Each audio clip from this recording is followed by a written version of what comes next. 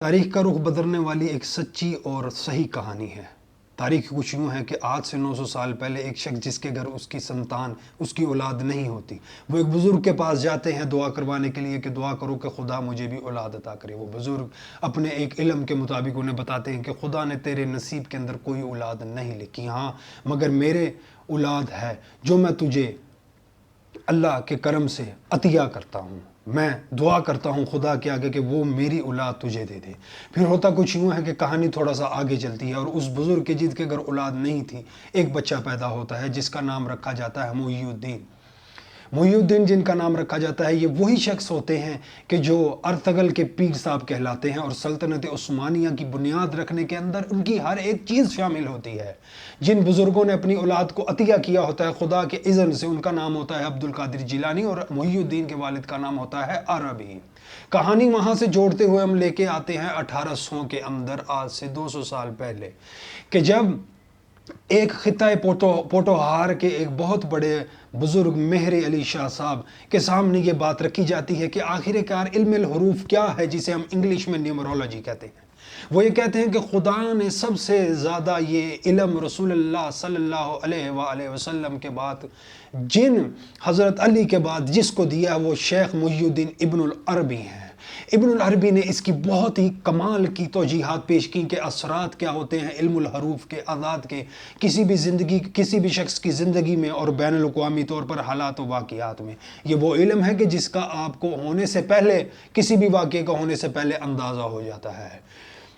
مہر علی شاہ صاحب کے وصال کے بعد ان کے بیٹے کے پاس ایک شخص جاتا ہے اور ان کو جا کے کہتا ہے کہ میں نے ان سے کچھ علم الحروف سے متعلق علم حاصل کیا تھا۔ کہانی کو ہم جوڑتے ہیں ان کے ایک ارشاد سے، وہ یہ کہتے ہیں کہ ان کے والد یعنی کہ پیر مہر علی شاہ صاحب جب بھی قرب قیامت اور ظہور امام مہدی علیہ السلام کا ذکر کرتے تھے، اس سے پہلے وہ ایک آیت کی تلاوت لازمی کرتے، ظہر الفساد فی البحر والبحر، کہ امام مہدی علیہ السلام کے ظہور سے پہلے فساد ہوگا بحر و بر میں، زمین میں، سمندر میں، بحر و بر میں۔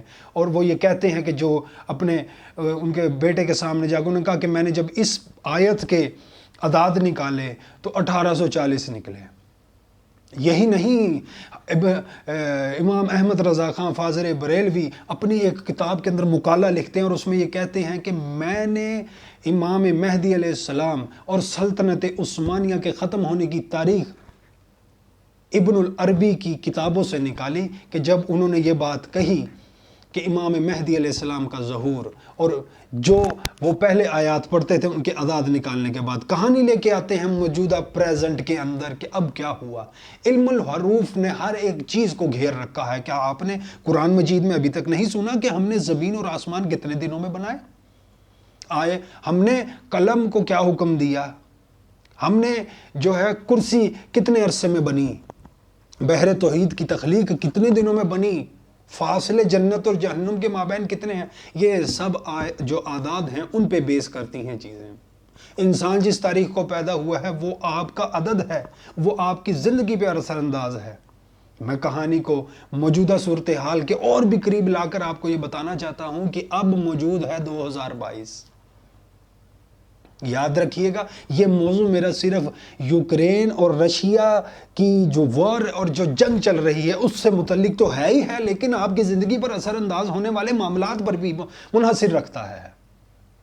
یاد رکھیے گا کہ روس کا عدد جو ہے وہ 5 ہے، روس کا عدد جو ہے وہ 5 ہے، یوکرین کا عدد 8 ہے۔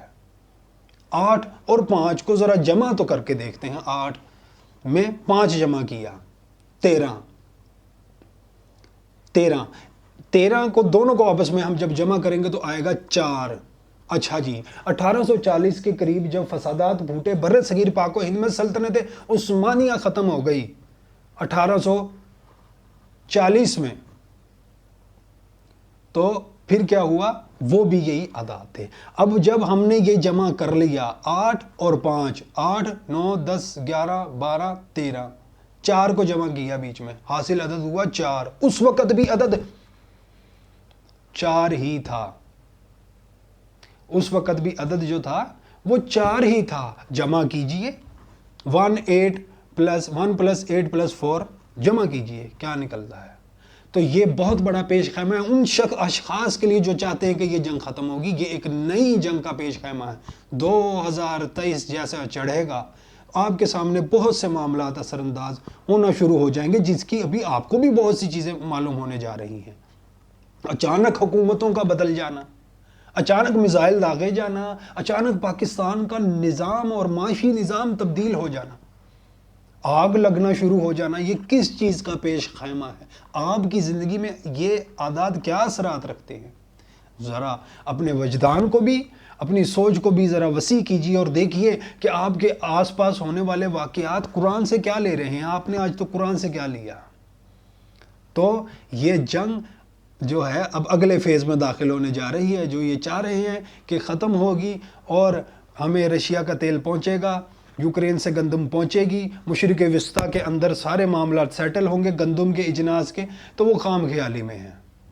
ہمیں بیک ٹو دی نیچرلز کے اوپر جانا پڑے گا، اور یہ تمام جو عادات ہیں آپ کی زندگی پر کیا اثر رکھتے ہیں، یہ بھی آپ کو دیکھنا پڑے گا، سوچنا پڑے گا کہ آپ کا عدد آپ کے اوپر کیا اثر رکھتا ہے۔ ہم اسی موضوع پر دوبارہ حاضر ہوں گے آپ کے پاس، کیونکہ یہ موضوع اب چلنے والا ہے، ختم ہونے والا۔ ہمارے کہیں دوست جو ہیں رابطے میں جو میڈیکلی وہاں پہ یوکرین شفٹ ہوئے ہیں، اور کل ہی ہم نے وہاں پہ ولادیمیر پیوٹن جو رشیا کے صدر ہیں، انہوں نے یہ بات کہی ہے کہ 2 سال کے اندر یوکرین دنیا کے نقشے پر نہیں رہنے والا۔ صاحب وہ نہیں رہنے والا۔ میں اس کے حق میں یا انکار میں بالکل نہیں، میں تو اعداد کے اوپر بیس تعلیمات کو دیکھ رہا ہوں کہ یہ کیا اثرات کریں گے۔ اور یاد کیجئے گا کہ رکھیے گا معذرت کے ساتھ کہ 2023 جب چڑھے گا تو وہ اترے گا ذرا آسانی کے ساتھ نہیں، وہ اترے گا وہ میں آپ کو بتا دوں، کیونکہ اب اس میں ہمارا کوئی کمال نہیں۔ ہم نے تو یہ ہے کہ جرم یہ کیا کہ پڑھ کے آپ کو بتانے کی کوشش کی۔ آپ بھی ویسے پڑھ سکتے ہیں اور بہت سی چیزیں سیکھ سکتے ہیں۔ یہ ہم اگلی ویڈیوز میں آپ کے ساتھ بات کریں۔